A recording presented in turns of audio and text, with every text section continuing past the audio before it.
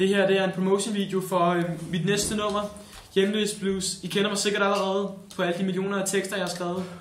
For Britney Spears, Rihanna og Magnus. Altså, ja, jeg er den nye Remy, ikke også? Altså.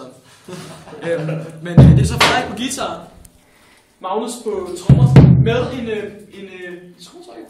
Det er en skruetrækker. Ja, det er faktisk. Er det en flad, eller er det en stjerne? Den er flad. Okay. Men ja, Magnus, du begynder bare, når du føler for det. Så kan du ikke. I begynder bare, når I... Så gør vi!